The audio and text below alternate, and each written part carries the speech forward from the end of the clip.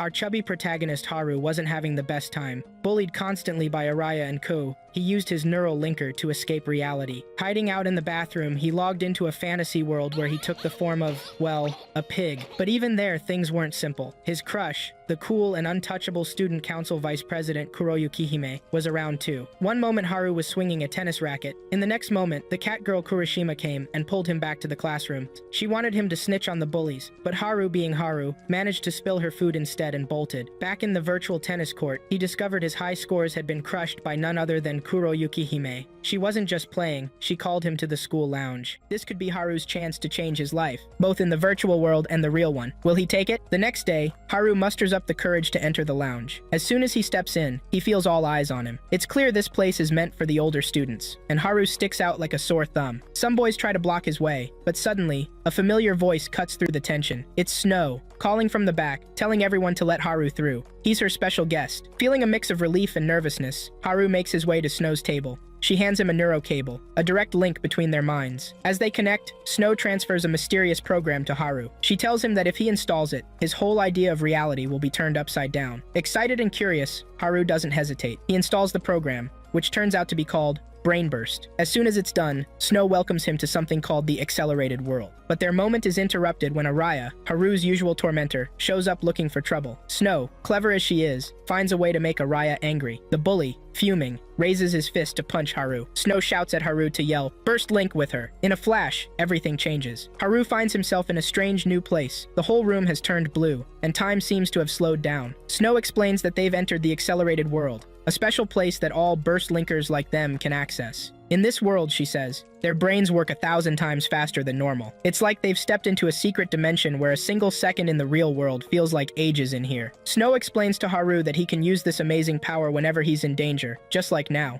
It's like having a secret superpower that lets him change what's about to happen. This is Haru's chance to finally deal with Araya, the bully who's made his life miserable. Together, Haru and Snow come up with a clever plan. They set things up so that when Araya throws his punch, it'll look like Snow gets hurt too. Once everything's ready, Snow tells Haru he can leave this slowed down world by saying, "Burst out." Back in real time, everything happens just as they planned. Araya's fist connects with Haru, sending him crashing into Snow. She hits her head and starts bleeding, but secretly tells Haru through the neurolinker that she's okay. It's all part of the plan. Suddenly, security guards rush in. They arrest Araya for causing trouble and hurting another student. Haru can hardly believe it. He's finally free from Araya's bullying. The security cameras caught everything, so there's no way for Araya to wiggle out of this one. Before Haru heads home, Snow gives him 2 important rules. Don't take off the neurolinker until he's back at school tomorrow, and absolutely no connecting to the global net. That evening, Haru walks home with his friends Chiyu and Taku, but feeling overwhelmed by the day's events, he suddenly dashes off alone. That night, he has strange dreams. The next morning, Haru gets ready for school as usual. He goes to ask his mom for lunch money, forgetting Snow's warning. Without thinking, he connects to the global net so his mom can send him the money through the neurolinker. As soon as Haru steps outside, he's suddenly accelerated without even meaning to. In a blink, he finds himself in a bizarre arena, wearing shiny silver armor. A loud voice announces him as the new challenger. Haru's heart races as he sees his opponent, a scary-looking figure ready to fight. What started as a way to stand up to bullies has thrown Haru into something much bigger and more dangerous. Now he's in a strange new world, facing an unknown enemy. Will Haru be able to use his new powers to survive this unexpected challenge? The accelerated adventure is just beginning. Haru's mind races with questions. What is this new power? How will it change his life? And most importantly, could this be the key to standing up to his bullies and becoming the person he's always wanted to be? Suddenly, Haru learns his new identity in this strange arena. He's Silver Crow. His opponent, the scary figure, is known as Ash Roller. Haru notices spectators all around, and to his surprise, both he and Ash Roller have health bars floating above them, just like in a video game. Before Haru can even think, Ash Roller charges at him like a raging bull. Poor Haru, still new to all this, doesn't know what to do. In a flash, it's over. Haru's defeated. Back in the normal world, Haru tells Snow what happened. She can't help but laugh, saying it's his punishment for breaking the rules. Haru argues that he simply forgot her instructions about not connecting to the global net. Snow explains further, the Brain Burst program is actually a multiplayer fighting game, but it's not just any game. It comes with the amazing perk of acceleration. To show Haru the ropes, Snow takes him back into the Axel world. She points out the challenge icon and explains that when activated, it shows how many burst linkers are nearby. Right now, it's just the 2 of them. Snow reveals her own identity in this world. She's known as Black Lotus. To give Haru a taste of how things work, Snow tells him to challenge her to a fight. She promises not to actually fight him, but to let the timer run out for a draw. As they enter the challenge, Haru once again becomes the silver-armored warrior. Snow explains something interesting. The Burst program designed Haru's avatar based on what he's ashamed of. Since he feels self-conscious about being overweight in real life, his avatar is a skinny, shining knight. Haru then shares more details about his morning fight. He mentions seeing words like level 1 and something called burst points. After the fight, his burst points dropped from 99 to 89. Snow reveals a crucial piece of information. Burst points are the currency of this world. Every time a linker accelerates, they use up a point. The only way to get more points? Challenge others and win fights. Haru's mind spins with this new information. He's not just playing a game, he's part of a whole new world with its own rules and challenges. Will he be able to master this new reality? Can he turn his defeats into victories and earn more burst points? The adventure in the accelerated world is just beginning, and Haru has a lot to learn. Snow explains further. If a linker loses all their burst points, they lose the ability to accelerate forever. The Brain Burst program uninstalls itself and blocks any chance of reinstallation. It's like losing a superpower for good. Haru suddenly realizes how powerful this ability is. Acceleration can help in so many ways. Winning real fights, acing exams, even getting an edge in sports. But the thought of losing it all, of never being able to talk to Snow in this special way again, fills Haru with fear. He can't help but wonder why someone as cool and elegant as Snow would want to hang out with him. Snow assures Haru that she thinks more highly of him than he realizes. She reaches out her hand, but Haru, still unsure of himself, doesn't take it. Snow doesn't push it, instead telling Haru that learning how to duel is next on their to-do list. When they return to the real world, a group of students approaches them. One of them, curious about Snow and Haru's relationship, asks Snow directly. To everyone's shock, Snow drops a bombshell. She asked Haru out, but he turned her down. The other students can hardly believe their ears. Snow, the girl who always rejects boys, got turned down? And by Haru? Of all people? It doesn't make sense to them. Haru starts to panic. He's worried this news will make his life even harder. He fears that people, especially the boys who've always wanted to be close to Snow, will bully him even more now. Poor Haru finds himself in a tricky situation. On one hand, he's got this amazing new power that could change his life. On the other, he's now at the center of attention in a way he never wanted. How will Haru navigate this new social minefield? Will his newfound abilities in the accelerated world help him deal with the challenges in the real world? The plot thickens as Haru's adventure continues, both in the virtual arena and the school hallways. Snow tells him to get ready for a rematch with Ash Roller. They've gone over all the tricks Haru's avatar can do, hoping it'll give him an edge this time. Haru enters the Axel world and challenges Ash. This time, he's got a plan. He waits for Ash to show up, then, bam, knocks him right off his bike. Feeling clever, Haru races to the top of a building. His plan? Wait out the clock. Since he's already damaged Ash, he figures he'll win if time runs out before Ash can fight back. But just when Haru thinks he's got it in the bag, Ash pulls out a surprise move. He gets back on his bike and, get this, rides it up the wall of the building. Turns out, Ash got this cool new wall riding ability after beating Haru that morning. Before Haru can react, Ash is dealing out damage left and right. Even Haru's special move isn't enough to stop him. In a moment of desperation, Haru looks up and sees Snow watching from afar. He doesn't want to let her down. Suddenly, an idea hits him. If he can't beat Ash, maybe he can beat his bike. With newfound determination, Haru manages to grab onto Ash's bike. He holds on tight, wearing down the tire until it's useless. Without his ride, Ash is toast. Haru wins. Not only does Haru get back the points he lost, but he earns extra because Ash was already at level 2. Snow congratulates him on his clever victory and suggests they go out to eat to celebrate. But just as they're about to leave, Chiyu shows up out of nowhere. She challenges Snow to a fight. It seems Chiyu's got some questions about why Snow's been hanging around Haru so much lately. The plot thickens. Haru's just won his first real battle in the Axel world, but now he's caught in the middle of a face-off between Snow and Chiyu. What's behind Chiyu's challenge? How will Snow respond? And how will this affect Haru's newfound friendship with Snow? The excitement in both the real and accelerated world continues to build. Chiyu steps up, claiming she's known Haru longer than anyone at school and deserves to know what's going on. But Snow throws a curveball, announcing in front of everyone that she and Haru are going on a date. Haru's jaw drops, but he's too shocked to say anything. Snow grabs his hand and leads him away,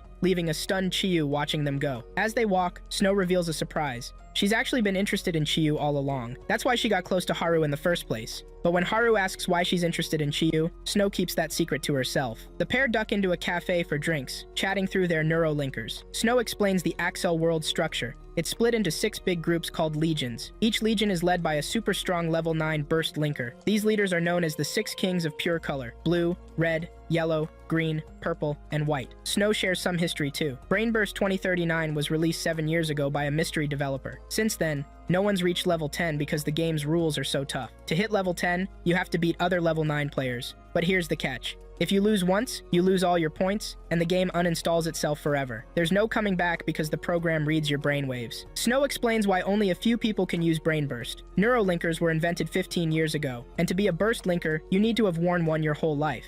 That's why all the current players in the Axel world are kids. Snow explains that Brain Burst is like a secret club. If it's uninstalled, it vanishes without a trace. Anyone talking about it sounds crazy to outsiders. She then reveals a big secret. The level 9 players made a deal not to fight each other because losing is so risky. Haru wonders if Snow plans to challenge these top players, but she shakes her head. "I've already tried that," she says, and starts to tell her story. Once upon a time, there were 7 kings of pure color, and Snow was one of them. She wanted to fight the others, but they said no. Things got messy when Snow attacked the king, who suggested peace. This made his girlfriend super angry. Suddenly, Snow found herself fighting all the other kings at once. After a tough 30-minute battle, she had to escape. She's been on the run for 2 years now, labeled as the Axel world's biggest traitor and a coward. But why did Snow do all this? She explains that the game has a tantalizing promise. Whoever reaches level 10 gets to meet the game's creator and learn why Brain Burst was made. This is Snow's big goal. She believes there's more to the game than meets the eye, and she's determined to uncover its secrets. "That's why I'm trying to reach level 10, her eyes shining with determination. After hearing Snow's story, Haru is surprised when she asks if he hates her. "No way," he says. He believes that a true gamer should aim for the highest level. Haru promises to keep supporting Snow, adding that he wants to reach level 10 someday too. Then Snow shares another secret. For 2 years, she hasn't used her own neurolinker to log into Axel World. Instead, she's been sneaking in through public neurolinkers, like the ones at school. But a few months ago, someone figured out who she really was and challenged her to a duel. Since then, Snow's been watching her back in real life. This mystery person has challenged her more than 10 times through the school network in just 2 months, slowly chipping away at her points. "I can't fight back as my true self," Snow explains. "If I use my Black Lotus avatar, it'll prove I'm really her. Then this person could sell that information to the kings, and I'd be in big trouble." Snow's only way out? Find out who her opponent really is. It's a dangerous game of cat and mouse, where neither knows the other's true identity. Snow reveals her opponent's name, Cyan Pyle, a level 4 player. She thinks Cyan Pyle is desperate for points, attacking like crazy. After some detective work, Snow believes Cyan Pyle might be Chiyu. Haru can't believe it, but Chiyu's terrible at games, he protests. Still, he promises to investigate when he next connects with Chiyu. On his way home, Haru bumps into his friend Taku. As they share a drink and walk, Haru casually asks, "Do you think Chiyu could ever hurt someone for her own gain?" Taku looks surprised, and Haru quickly adds, "I know she wouldn't, just wondering." Later, Haru visits Chiyu's house and asks to cable with her. Chiyu's surprised, but agrees. She finds a short cable under her bed, meaning they'll have to sit close together. As they connect, Haru starts chatting about random stuff while secretly searching Chiyu's system for Brain Burst. Chiyu opens up, admitting she's worried about losing Haru to Snow. "I saw you two together and got jealous," she confesses. Haru reminds her she has a boyfriend, but Chiyu shrugs it off.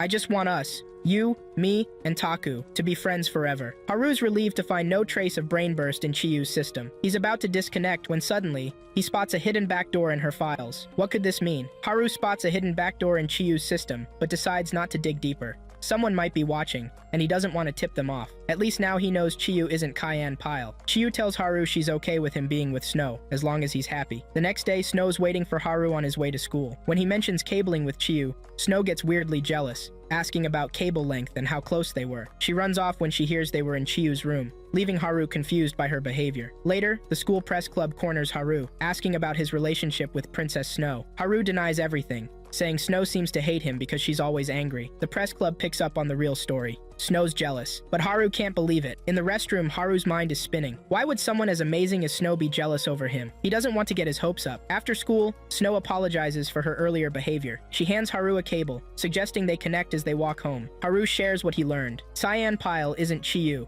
but is using her system as a mask to hide their real location. Snow notices Haru acting strange and asks why. Suddenly, Haru turns to her, his eyes full of doubt. "You're just using me as a pawn, aren't you?" he accuses. "Once you're done, you'll throw me away." His words hit Snow hard. She tries to apologize for her earlier behavior, but Haru won't listen. "You're too perfect to be with a loser like me," he says bitterly. Heartbroken, Snow slaps Haru across the face. When he looks up, he sees tears in her eyes. "You idiot!" she cries. But before she can explain, a car comes charging towards them. With no time to dodge, they're forced to enter the Axel world. To their shock, the driver is Araya, probably seeking revenge for what they did to him earlier. Snow reveals she has a secret weapon, an ultimate power only level 9 linkers can use. But there's a catch. It'll cost her 99% of her burst points. Haru panics, begging her not to risk herself. That's when Snow confesses. "I love you, Haru," she says, her voice trembling. "I didn't believe it at first, but there's no other way to explain what I'm feeling. I'm willing to sacrifice myself to save the person I love." As Haru cries, pleading with her not to do it, Snow shares one last secret. "I had to enter the Excel world before I could break your high score in the tennis game," she admits. "You're special too, Haru, in your own way." The air is thick with emotion, as Snow prepares to use her ultimate power, ready to risk everything for Haru. Snow's eyes fill with determination. Haru, I want you to continue what we started, she says. Climb to the top, become the ultimate king of the Axel world. She gives Haru a quick kiss, then activates her physical burst power. In a flash, she pushes Haru to safety. Haru, now safe, turns to see Snow lying in a pool of blood. Everything becomes a blur. Sirens wail, paramedics rush in, and Snow is whisked away to the hospital. Haru finds himself in the waiting room, his heart pounding as doctors fight to save Snow's life. A nurse approaches, handing Haru Snow's diary. His hands shaking, he accidentally opens it. His breath catches as he sees a picture of himself inside. Hours tick by like years. Finally, the doctor emerges, looking tired. We've done our best, he tells Haru. The next few hours will be critical. They'll determine if she makes it or not. Haru slumps in his chair, the diary clutched to his chest. All he can do now is wait and hope, Snow's last words echoing in his mind. A thought suddenly strikes Haru, and he asks the nurse, "Is Snow's neurolinker still active?" "Yes, it is," she replies. Haru's heart races. If Snow's neurolinker is on, she's vulnerable. Anyone could challenge her right here in the hospital, and she'd be defenseless. They could steal her remaining burst points. Right now, Haru and Snow are the only burst linkers in the hospital, but that could change at any moment. Determined, Haru clenches his fists. "I'll protect Snow, no matter what," he vows. Meanwhile, across town, Cyan Pile receives an alert through Chiyu's bug. Snow is in the hospital. Without hesitation, he sets off. Back at the hospital, Haru's keeping watch when he spots a familiar face. Taku walks through the front door. Haru's eyes narrow. How could Taku know about Snow's accident? Unless the pieces click into place. Taku must have accessed the information through Chiyu's back door. There's only one explanation. Taku is Cyan Pile. As their eyes meet across the lobby, the air crackles with tension. Both boys tense up, ready for battle. The hospital corridor is about to become an unexpected battleground in the Axel world. In a flash of light, Haru and Taku transform into their battle avatars. Taku becomes a hulking blue armored figure, while Haru takes on his familiar silver, scrawny form. Taku's voice is filled with pain as he confesses, "I couldn't stand seeing you and Chiyu so close." Haru fires back, "You've been cheating your way through everything with Burst Link. Your grades, your Kendo championship. It's all been a scam." "I became a Burst Linker a year ago," Taku reveals. "The Kendo club captain, who works for the Blue King, recruited me. Everyone adored me for my unique abilities." They charge at each other, the hospital corridor echoing with the clash of their avatars. Haru tries to reason with Taku between blows, but soon realizes the tight space puts him at a disadvantage. "This won't work," Haru thinks, darting towards the roof. "I need more room." As he bursts through the roof access door, Haru's eyes widen. The roof isn't empty. Several other players are there. Despite missing an arm, Haru stands tall, ready to face Taku. "Bring it on," Haru mutters, his determination unwavering. The real battle is about to begin, with an audience of unknown allies and enemies watching every move. But Taku's been charging up a secret weapon. As Haru's fists fly, Taku's power builds. Suddenly, Taku unleashes a devastating counterattack. Struggling to his feet, Haru realizes he's lost a leg. Now he's down to one arm and one leg against a barely scratched Taku. "Chiyu looks at you differently,"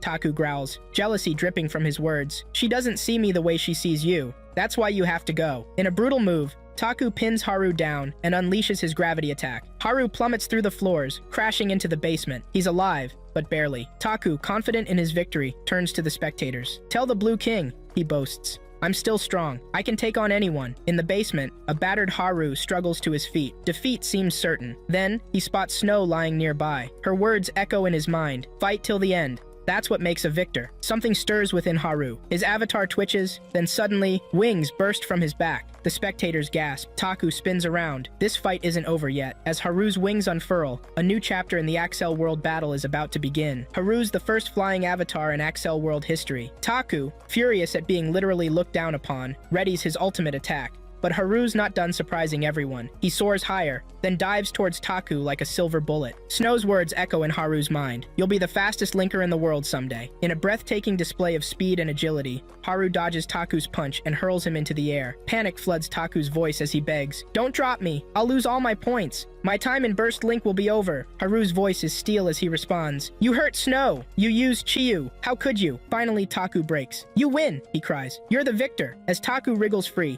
Haru catches him again. "Say it!" Haru demands. "Admit I've won, and swear you won't challenge me again." The air crackles with tension as everyone waits for Taku's response. This moment could change everything in the Axel world. Haru, still holding Taku, makes an unexpected offer. "Become our ally," he says. "Fight under Snow, like me. We'll tell Chiyu everything." Taku, surprised, nods in agreement. As Haru lowers them both to the ground, He wonders if he's made the right choice. Suddenly, a familiar figure appears. Snow. Overjoyed, Haru rushes to her. Snow's eyes shine as she says, "Your voice kept me sane in the darkness." They embrace, and Snow admires Haru's new wings. Turning to Taku, Snow's tone changes. "I won't hide my true form anymore." In a flash, she transforms into a shining black armor. Gasps ripple through the crowd as they recognize her. Black Lotus, the infamous traitor of Axel World. Haru, unfazed, takes Snow for a flight. Seizing the moment, Snow addresses the spectators. "I'm back to end this long-standing peace. Prepare yourselves." Her voice rings with authority as she declares, "Our new legion will be called Niga Nebulous." Back in the real world, Haru visits Snow in her hospital room, returning her diary. Snow smiles softly. "Start calling me by my real name," she says. Haru blushes, admitting silently that he doesn't know it. As Snow opens her mouth to tell him, the scene fades to black,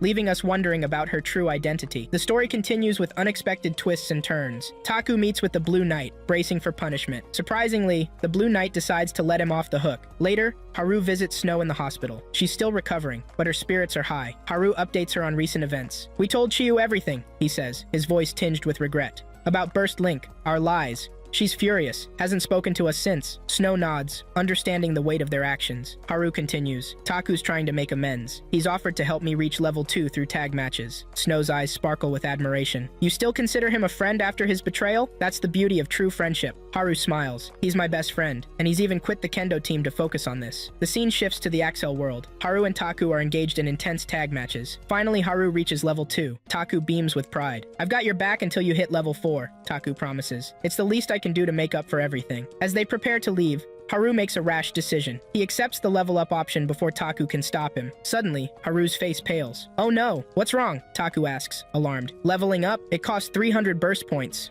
Haru stammers. "I only have 8 left." Taku's eyes widen in panic. "We need to get out of here now, before someone challenges you." The tension skyrockets as they race against time, hoping to escape before Haru's vulnerable state is discovered. This moment of triumph has quickly turned into a potential disaster, leaving us on the edge of our seats wondering what will happen next. Both feeling guilty about the point situation. "I should have warned you about the 300 point cost," Taku says. Haru sighs. "No, it's my fault. I got excited and forgot the rules." Taku suggests a solution. "I could let you defeat me repeatedly to gain points." But Haru stands firm. "No, I want to follow Snow's example." "Fine," Taku concedes. "But whatever you do, don't make any global connections. It's too risky." Later, they visit Chiyu, armed with a peace offering, ice cream. As they try to explain Burst Link, Chiyu's frustration grows. "I don't get it," she says, frowning. Taku has an idea. "Throw a book at me," he says. Using Burst Link, he dodges effortlessly. Chiyu, annoyed, hurls a book at Haru instead. After the demonstration, Taku makes them eat the leftover ice cream as punishment. Mid-bite, Taku's eyes light up. "We could ask Bouncer for help." Later at the hospital, Haru visits Snow. His stomach churns with anxiety. He hasn't told her about losing his points or reaching level 2. Snow's impending discharge on Wednesday looms like a deadline. "I need to fix this fast," Haru thinks, his mind racing. But how? The clock is ticking for Haru. With Snow's return and his depleted points, he's walking a tightrope. Will he find a solution in time? And who is this mysterious bouncer that Taku mentioned? The tension builds as Haru faces his biggest challenge yet in the Axel world. Haru meets Taku after his hospital visit, eager for news about Bouncer. "Bouncer's the only bodyguard in Brainburst," Taku explains. "His avatar is Aqua Current. He helps low-point linkers in tag matches." "What's the catch?" Haru asks. "2 conditions." Taku holds up 2 fingers. "You must be level 2 or lower, and Bouncer needs to know your real identity." Haru nods, understanding the gravity of the situation. Later, Haru enters a bustling cafeteria. A device awaits him, prompting for his avatar name. After inputting it, a message confirms his payment and instructs him to wait. As Haru heads to the restroom, he stumbles, colliding with a woman. "I'm so sorry," helping gather her scattered belongings. His eyes widen as he spots a familiar device in her bag, with his avatar name and face on it. Realization hits him like a thunderbolt. The bouncer is a woman, and she's right in front of him. They sit down for drinks, and the woman offers Haru a cable. "For private conversation," she explains with a wink. Meanwhile, across town, Taku visits Snow in the hospital, but Snow has other plans. Her eyes glint mischievously as she challenges Taku to a duel. Chiyu discovers Taku's withdrawal from the kendo team, her confusion growing. In the hospital, Taku faces Snow, bewildered by her sudden challenge. "Why are we doing this?" Taku asks. Snow's eyes narrow. "Less talking, more fighting," she replies coolly. Meanwhile, in the cafeteria, Aqua Current, now revealed as Karen, studies Haru curiously. "Did you bump into me on purpose?" she asks. As they talk, Karen realizes Haru's just naturally clumsy. She chuckles. "You know, you're quite famous in the Axel world." Haru blinks in surprise. "I am?" Karen nods, amused by his obliviousness. "I'm Karen, by the way," she adds, extending her hand. She outlines their plan. We'll get you to 50 points. That should be safe. They dive into the Excel world, where Karen starts selecting opponents. Haru's eyes widen as he sees their levels. They're much stronger than us, he exclaims. The Excel world buzzes with intense battles on multiple fronts. Karen and Haru face their opponents, Sand Duct and Nickel Doll. Karen's confidence is infectious. We've got this, she assures Haru. As they enter the arena, Haru's eyes widen. Karen's avatar is pure water. Meanwhile, Snow and Taku's duel rages on. Why quit kendo? Snow demands between strikes. Taku parries, his voice heavy with guilt. To atone for my sins. They're too great. Snow's eyes narrow. Abandoning everything isn't the answer. Back in the other battle, Haru and Karen struggle against their opponents.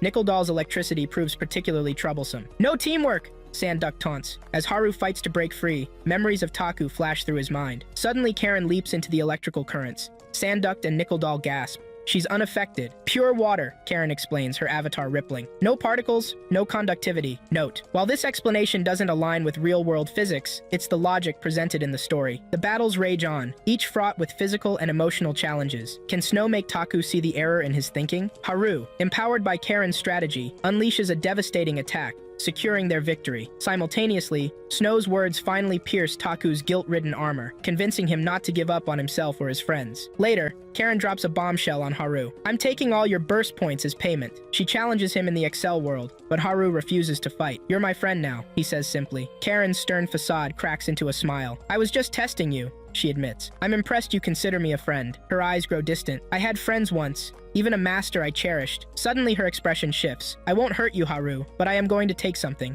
Your memories of me. Before Haru can react, Karen activates her memory leak ability. In a flash, all of Haru's memories of her vanish. Haru blinks, confused. Why am I in this cafeteria? Staring at an unfamiliar cable on the table. The next day brings another surprise. As Haru and Chiyu arrive at school, they spot a familiar face. Taku. Taku? You've transferred here? Chiyu gasps. Haru's equally shocked, unaware that Snow orchestrated this move. Haru throws himself into rigorous training, determined to improve his aerial combat skills. His unique flying ability should be an asset, not a liability. I can't let the team down again, he mutters, pushing himself harder. Taku watches, concerned. Don't be so hard on yourself, he advises. These skills take time. You'll get there. But Haru can't shake the feeling of being the weak link, especially with territory battles looming on the horizon. Later, Haru arrives home to an unexpected surprise, a girl claiming to be his third cousin. Skeptical, he checks his messages, finding one from his mother about a second cousin staying for 3 days. Great, Haru sighs, resigned to the situation. Seeking answers, he searches the family archives while taking a bath. Suddenly, the bathroom door opens. Mind if I join you? The girl asks casually. Haru's eyes widen in shock.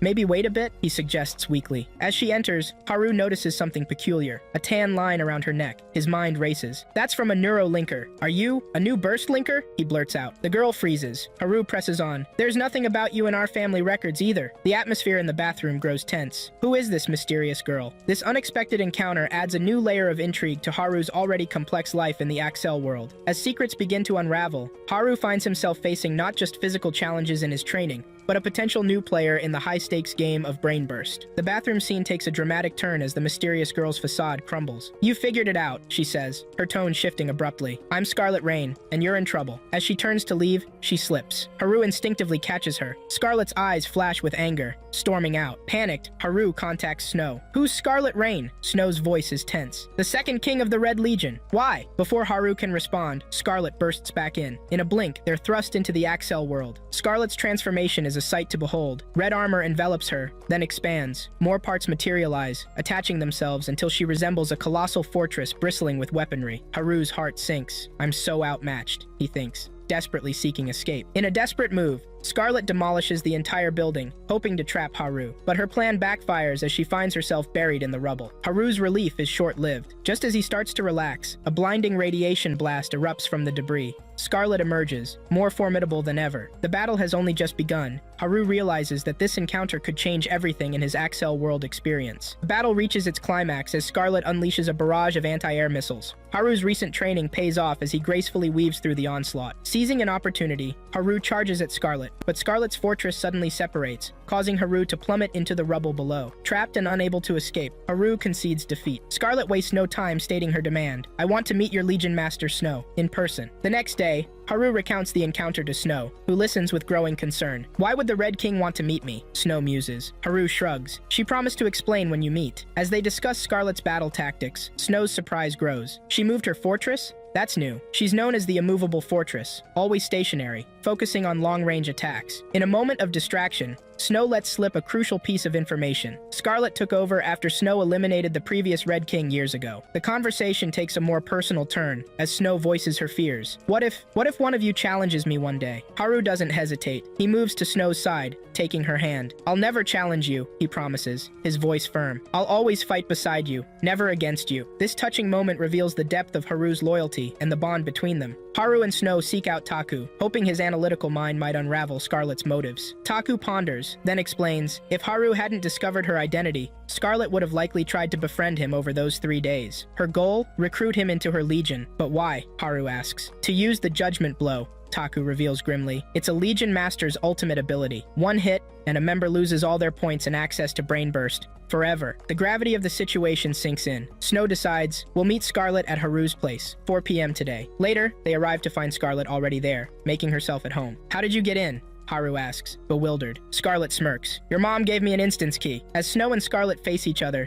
the air crackles with tension. Taku arrives, suggesting they reintroduce themselves using real names. Unico, Scarlet offers, her eyes never leaving Snow. When it's Snow's turn, she hesitates, then refuses. Unico's eyes narrow, but she lets it slide, keeping the fragile peace. As they gather around the table, each participant carries their own secrets and agendas. The balance of power in the Axel world hangs in the balance, and every word exchanged could tip the scales. With tensions high and trust in short supply, Haru finds himself at the center of a clash between two formidable kings, each move potentially changing the game forever. I spent over 200 points to find you, Haru, she says, because I need your help to destroy the Calamity armor. Snow's eyes widen. But that's impossible. The armor was destroyed. Unico's gaze is steely. Seeing Haru's confusion, Snow suggests, let's show him. It's easier than explaining. They connect via cable, and Snow activates a direct link. Suddenly, they're plunged into Snow's memories from 2.5 years ago. The scene unfolds. 7 figures, each radiating power, the kings of pure color, face off against a menacing entity. Snow's voice narrates, this is Chrome Disaster, a legendary burst linker from 7 years ago. His cruelty was unmatched. They watch as the kings battle fiercely against Chrome Disaster. Finally, they defeat him, but his final words chill them to the bone. I curse you all, I will haunt the Axel world forever. As Chrome Disaster disappears, his enhanced armor remains, pulsing with malevolent energy. It poses a threat to the entire Excel world. As the memory fades, they find themselves back in Haru's room,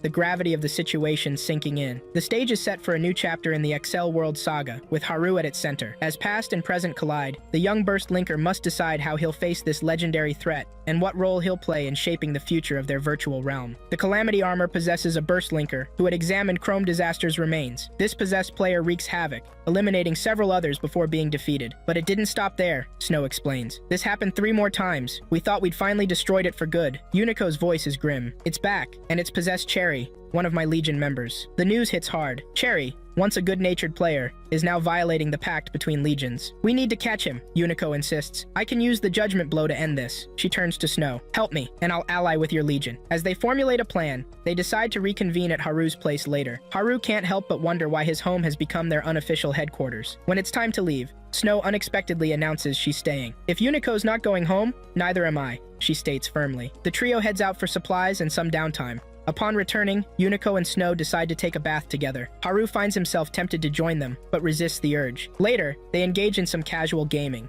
the earlier tension momentarily forgotten. As night falls on Haru's home-turned command center, the stage is set for a crucial mission. The fate of the Axel world hangs in the balance, with Haru caught between 2 powerful kings and a legendary threat. The next morning, Haru and Snow prepare for school, leaving Unico to track Chrome Burster's potential locations. In the elevator, Snow adjusts Haru's tie, a moment of unexpected intimacy. Suddenly, the doors open. Chiyu stands there. Haru freezes, mortified. At school, Haru, Taku, and Snow huddle to discuss a pressing question. Snow's expression grows serious. Remember, you only get 1 chance to install Brain Burst in someone. If it fails, that's it. The weight of this information hits Haru. Wait, Snow? You used your only chance on me? Snow nods, a small smile on her face. For Chiyu, Taku interjects, I'd be her parent in Brain Burst. Haru's mind races. Who was your parent, Snow? Snow's expression becomes unreadable, leaving Haru to wonder about the mysteries of her past. This conversation raises the stakes even higher. Not only are they facing the threat of chrome disaster, but they're also considering bringing Chiyu into their dangerous world. The decision to install Brain Burst isn't just about gaining an ally, it's about irrevocably changing someone's life. As classes begin,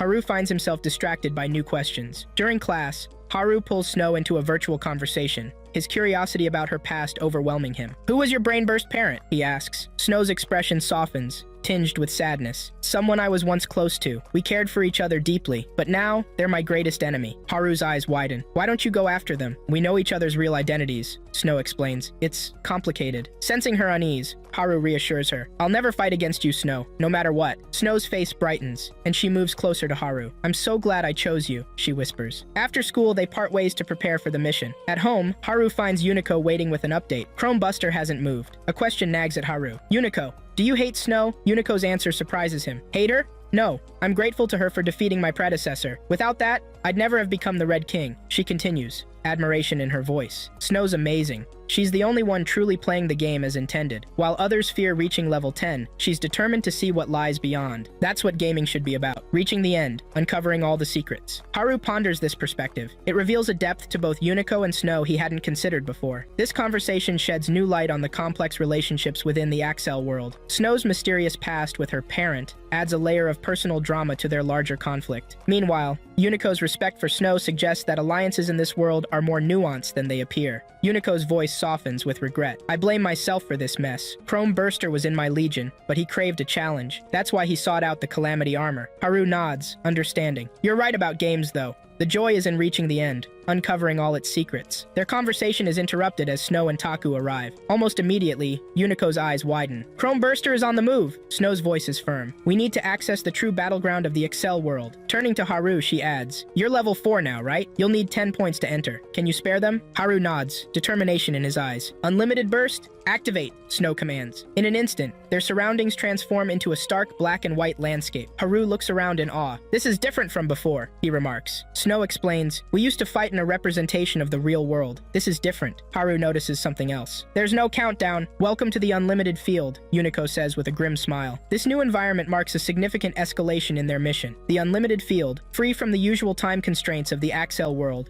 provides a stage for a potentially prolonged and intense battle. As they stand in this surreal black and white world, the gravity of their situation becomes clear. They're no longer just playing a game. They're entering a realm where the lines between virtual and real blur, where the consequences of their actions could reshape the entire Axel world. Haru realizes that this is what it means to play at the highest levels. The stakes are higher, the challenge is greater, but so too are the potential rewards. As they prepare to face Chrome Burster and the Calamity armor, Haru feels a mix of excitement and trepidation. This is the true test of everything he's learned and experienced in the Axel world so far. The stage is set for an epic confrontation. Will they be able to stop Chrome Burster and destroy the Calamity armor once and for all? Or will this legendary threat prove too powerful even for their combined strengths? As they orient themselves in the unlimited field, Snow explains its unique properties. Time flows differently here. A day here is like 3 years in the real world. "Sounds powerful," Haru remarks. Snow nods gravely. "It is, but overuse can affect your soul." Their mission is clear. Intercept Chrome Burster at his hunting grounds. Snow turns to Haru. "You're our transport. Your flying ability is crucial here." As Haru lifts off carrying his companions, Snow adds, "One day,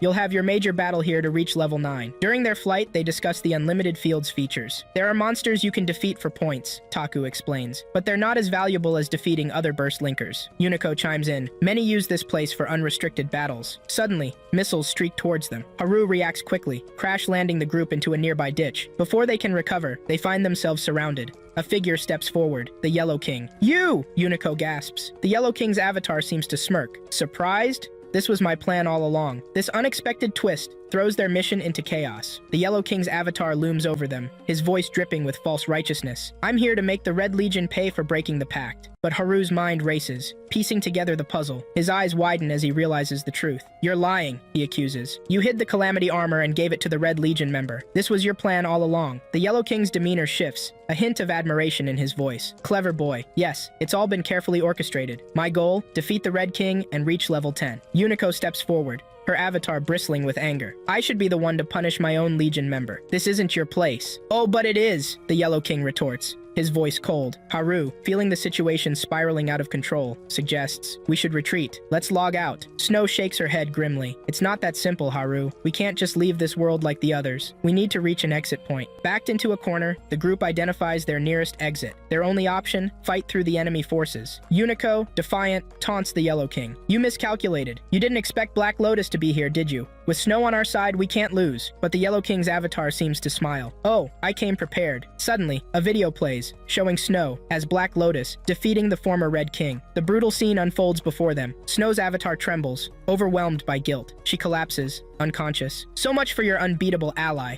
the Yellow King mocks. "This is what happens when you aim for level 10 without true resolve." Yuniko moves to activate her enhanced weaponry, but Taku stops her. "Remember our goal," he warns. "We need to reach the exit. Your weapon will slow us down." His eyes are determined. "I'll protect you. Get Snow out of here, Haru." As Yellow King orders the attack, the group makes a break for it, but he unleashes his ultimate skill. Haru struggles to maintain his balance while carrying Snow. Pinned down by enemy fire, Taku positions himself as a human shield. He manages to take out several opponents before the onslaught becomes too much. Go! With a final heroic effort, Taku is eliminated. The Yellow King's meticulous planning and powerful abilities have put them at a severe disadvantage. Haru must now step up, carrying both the physical and metaphorical weight of their predicament. Haru desperately tries to rouse Snow, but Yuniko shakes her head. She won't wake until she finds her will to fight again. Realizing their dire situation, Yuniko makes a tough decision. "I have no choice. I'm activating my enhanced weaponry." "Get Snow out of here," she tells Haru, but he stands firm. "I don't leave friends behind." Yuniko's eyes widen at being called a friend. She quickly recovers, issuing orders. "Cover me from close-range attacks. I'll handle long-range." With a thunderous transformation, Yuniko becomes a colossal fortress bristling with massive guns. Enemy attacks bounce off harmlessly as she retaliates, her shots decimating their ranks. Haru takes to the air, a blur of motion as he intercepts any enemies trying to close in on Yuniko. For a moment, it seems they might turn the tide. Yuniko's voice crackles with frustration. "My missiles are being jammed." Simultaneously, Haru cries out as he's pinned to the ground by an electricity-wielding foe. The enemy seizes this opportunity.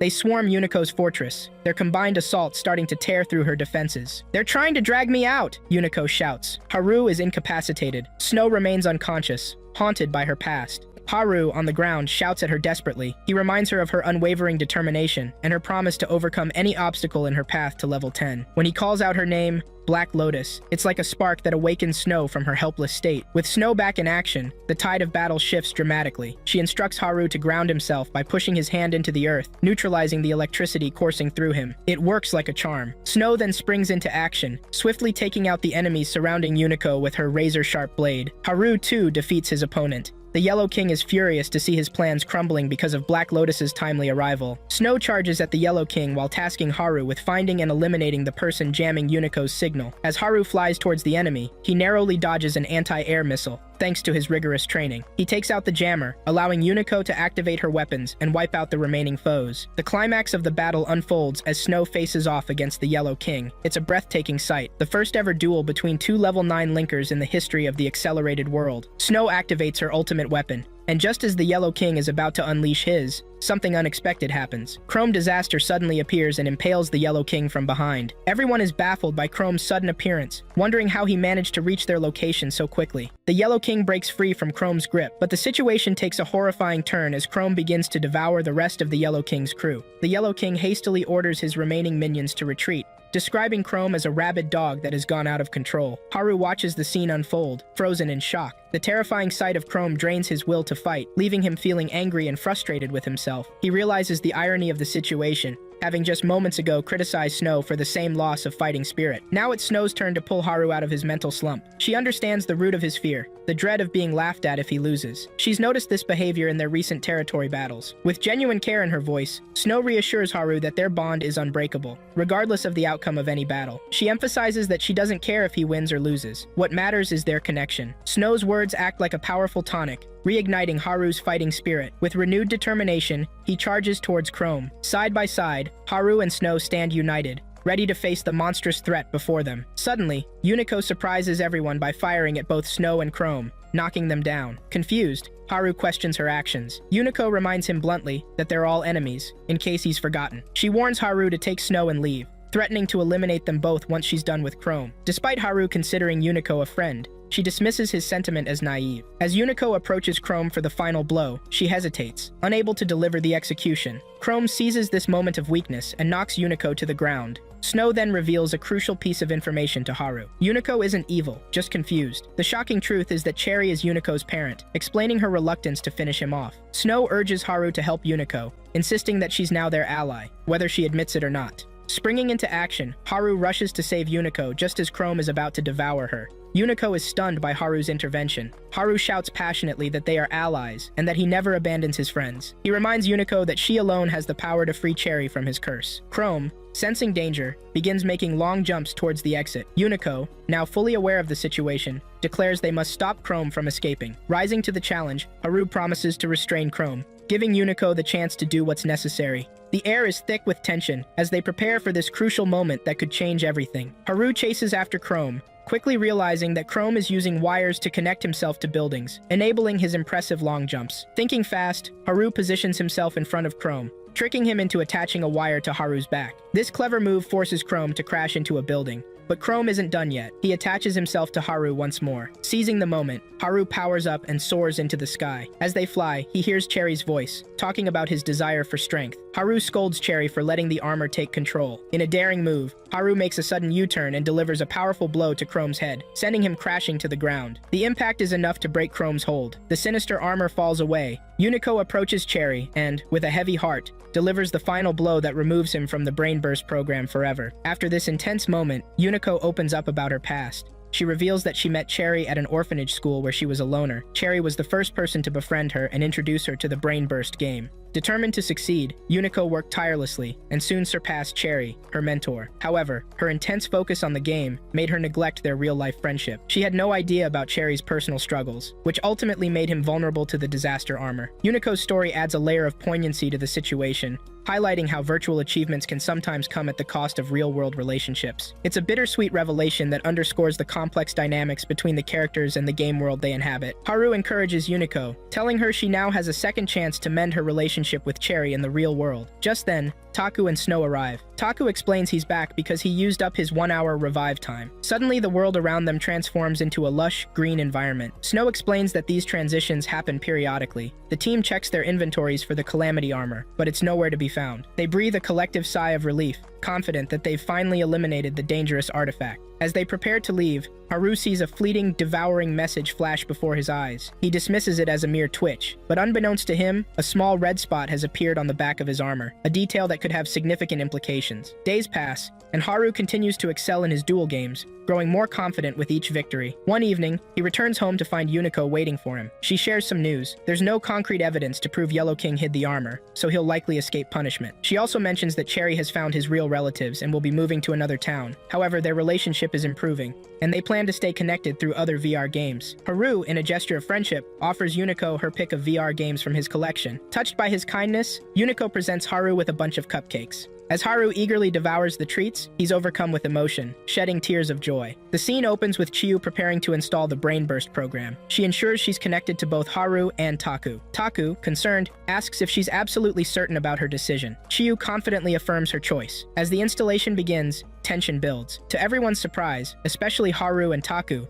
the program installs successfully. This unexpected outcome leaves them both shocked and curious about what it might mean. Later, Haru awakens from one of his usual strange dreams. He receives a call from an excited Chiyu, who invites him to join her in a new virtual space she's created. Despite his initial reluctance, Haru agrees. Upon entering, he's greeted by a whimsical world filled with colorful, balloon-like objects. Chiyu, nervous about falling asleep, is reassured by Haru that sleep is necessary for her dual avatar to form. He explains that her avatar will be shaped by her past traumatic experiences. As they discuss this, Chiyu drifts off to sleep. The next day at school, Haru is surprised by Chiyu, who's been eagerly waiting for him. They attend the new session speech together, delivered by Snow. As Snow encourages both new and returning students to work hard, she suddenly exhibits a strange reaction for a brief moment. This odd behavior catches Haru's attention, making him wonder about its significance. Haru and Taku begin to speculate whether Snow's peculiar reaction might be due to the presence of a new burst linker among the freshmen. This possibility adds an air of mystery and anticipation to the start of the new school term. The scene sets up intriguing developments: Chiyu's successful entry into the world of Brain Burst, the formation of her avatar, and the potential presence of a new burst linker at school. After the speech, Haru and Taku decide to investigate the possibility of a new burst linker, considering that their parent might also be attending the academy. Chiyu catches them in the act and eagerly offers to join their investigation. Her avatar's name is revealed to be Limebell. The team checks the list of current burst linkers in the area but finds no unfamiliar names, leaving them puzzled. Excited to test her new abilities, Chiyu impulsively challenges Haru to a duel, despite not knowing the rules or her special move. She attempts to use her special move, the Citron Bell, but Haru explains that she needs to either deal or receive a certain amount of damage to fill her power gauge before using special moves. Determined, Chiyu starts attacking objects around her to fill her gauge. Once full, she unleashes her special move on Haru, but to everyone's surprise, nothing happens. Taku, intrigued by this unexpected outcome, formulates a theory. He instructs Chiyu to hit Haru until her gauge fills up again. Then, he tells her to use her power on Haru once more. This time, something remarkable happens. All of Haru's lost HP is instantly regenerated. Taku realizes that Chiyu possesses a rare and valuable healing ability. Recognizing the potential significance of this discovery, Taku urgently advises both Haru and Chiyu to keep this information strictly confidential. The revelation of Chiyu's unique healing power adds an exciting new dimension to their team dynamics and promises to be a game changer in future battles. Haru quickly shares the news with Snow. He explains how special Chiyu is and warns that people might start fighting over her. In the entire Axel world,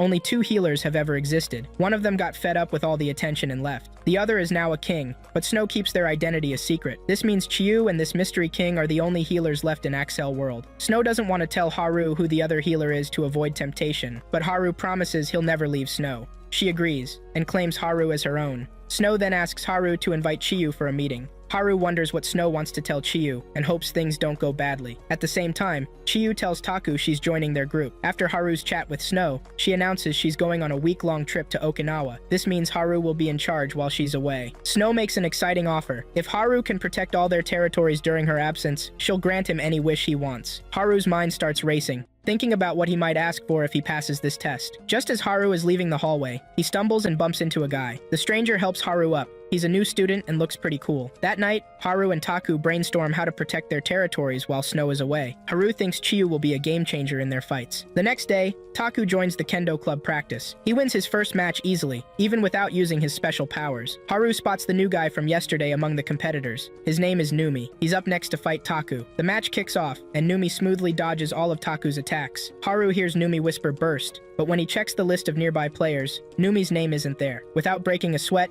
Numi beats Taku and wins the round. As he returns to his seat, Numi wears a sneaky smile that gives Haru the chills. After practice, Haru and Taku have a chat. Haru's sure Numi used acceleration, but he can't figure out how. They need to know if Numi's really a burst linker. Taku explains that Numi might have used a trick called physical burst. Usually only top-level players can do this, but others can use a shorter version that speeds up their body for just 3 seconds. Numi's definitely not a top player, so he must be using this shortcut. Taku feels guilty because he used to use burst powers in matches too, but Chiyu jumps in, saying Taku's different from Numi. Taku was trying to impress her back then, while Numi seems to have darker motives. Now they need to figure out how Numi's hiding from the player list. Taku offers to do some digging at the next club practice. Later, Naomi, Taku, and Snow win their usual territory battle. After the fight, Taku heads to practice, and Haru fills Snow in about Numi. He admits they can't prove Numi cheated, but it was pretty obvious. Snow wants to stay and help, but Haru insists she go on her trip. Asks what Haru wants as a reward, he cheekily requests pictures from her trip. Snow promises to send him photos of everything she does. Haru's daydreaming about Snow when Taku messages him with news about Numi. Taku couldn't connect to Numi's neurolinker, but he found old photos of someone with the same last name. Probably Numi's older brother or parent who's already graduated. Later, Haru decides to follow Numi after club to see where he goes. Numi heads to the bathroom, and Haru follows. Before going in, Haru double-checks he's at the boys' room. He spots a bag with a neurolinker inside. Must be Numi's. This could be his chance to uncover the truth. Suddenly, Chiyu walks out of the bathroom. They stare at each other, completely shocked and confused. Afterwards, Haru apologizes for the awkward situation and explains what happened. Chiyu warns him not to tell anyone, or else. She then vents about how people are taking the game too seriously. Chiyu feels like everyone's forgotten that games are supposed to be fun. Out of nowhere, Haru gets a message from Numi asking him to meet alone in the courtyard. When Haru arrives, Numi shocks him by claiming he's already won their game. Haru's confused. They haven't even fought yet. How could Numi have won? Then Numi reveals his dirty trick. He shows Haru a picture of him in the girl's bathroom. Numi had hidden a camera there, and Haru walked right into his trap. Now, Numi tries to blackmail Haru, threatening to share the photo and get him expelled unless Haru becomes his obedient dog and does whatever he says. Just when things look bad, Chiyu shows up like a hero. She tells Numi she'll tell everyone the truth, that she invited Haru into the bathroom to help her. With those words, Chiyu completely ruins Numi's evil plan. Just when they think they've outsmarted Numi, he hits them with another shock. He's hidden a camera in the girl's bathroom and threatens to upload a video of Haru if it's found. Everyone would blame Haru. Suddenly, the school announces they found something secret. Numi grabs Chiyu, telling her she now has to obey him too. He's got both of them trapped. When Numi roughly handles Chiyu, Haru loses it. He charges at Numi using the physical burst, but Numi does the same. Being more experienced, Numi easily beats Haru. As punishment for making him use the physical burst and waste 5 points, Numi challenges Haru to a duel. He activates the burst link and they're transported into the Axel world. Haru gulps as he sees Numi's scary avatar. This is going to be one tough fight. Dusk Taker, Numi's avatar, has just told Haru he'll be taking points from him every week until graduation. Haru quickly realizes Numi's been bullying other linkers for their points. He didn't earn his status fairly at all. Angry and determined, Haru declares he won't give up his points without a fight. He rushes at Numi, throwing powerful punches aimed at his head. Haru's goal? To drain Numi's HP as fast as possible. Just when it seems Numi's HP is almost gone, he surprises Haru. In a swift move, Numi grabs Haru's leg and tosses him away. Haru lands in a spot surrounded by creepy skeleton hands. Before he can react, these bony fingers trap him. Suddenly, one of Numi's arms regenerates, shocking Haru. Numi brags that he got this ability from the last owner, leaving Haru puzzled. What could he mean? Things take an even stranger turn when Numi uses a skill called Demonic Commander. A bright light engulfs Haru, and it seems Numi is using this light to steal something from him. What exactly is Numi taking? Haru can only wonder as the situation grows more intense. Haru breaks free and pushes Numi down. He tries to use his wings for a dash attack, but something's wrong. They won't work. Numi reveals a shocking truth. He's stolen Haru's flying ability and can keep it forever. Numi explains his special skill. He can take his opponent's unique moves, enhanced gear, or abilities. Haru's heart sinks. His wings, the one thing that made him feel special, are gone. Numi promises to return them when Haru graduates. But until then, Haru must give him points every week. With a final blow, Numi defeats Haru and takes his weekly points. Back in the real world, Numi warns Chiyu and Haru to keep quiet about this, especially from Taku and Snow. He needs time to prepare before facing them. Haru collapses, covering his face. He looks at Chiyu with tears in his eyes, feeling utterly defeated. Later, Taku notices both Haru and Chiyu seem unusually down. When he asks Chiyu what's wrong, she tells him to talk to Haru instead. Taku visits Haru to find out what's going on, but Haru won't talk. Even when Taku promises to keep it secret, Haru stays silent. Desperate to push Taku away, Haru starts saying hurtful things about Taku's relationship with Chiyu. Taku sees through this tactic, realizing Haru is trying to drive him away. Still, the words sting, and Taku punches Haru in frustration. He's hurt that Haru doesn't trust him enough to share his problem. Feeling guilty, Taku apologizes for hitting his friend and leaves, the mystery still unsolved. Late at night, Haru can't sleep. He gets up and goes for a walk, his mind racing. Should he just delete the game and go back to his old life? But that would mean becoming the loser he once was. After much thought, he hops on a bus and makes a decision. He'll fight to earn points. Activating Burst Link, Haru finds himself in the familiar post-apocalyptic world. His opponent? None other than Ash Roller, his very first rival. Ash shows up, pumped as ever, eager to test his upgraded bike. But Haru? He's quiet and gloomy, not even responding to Ash's excited chatter. As the match begins, Ash waits for Haru to spread his wings like usual, but Haru sadly admits he's lost them. Ash doesn't dwell on this, and the fight kicks off. Haru tries his old moves, but Ash has improved. He easily blocks Haru's attack and slams him into a wall. Surprisingly, Haru doesn't get up. He just lies there. Ash realizes something's seriously wrong. He gets off his bike and asks Haru what's going on. When Haru explains his situation, Ash scolds him for giving up so easily. Haru argues back, saying he's nothing without his wings. Ash tries his best to motivate Haru, to show him he's more than just his special ability, but Haru's too deep in his gloom to listen. Ash's words of encouragement seem to fall on deaf ears as Haru struggles with his new reality. Seeing Haru's distress, Ash decides to end their match in a draw, but he's not done helping his friend.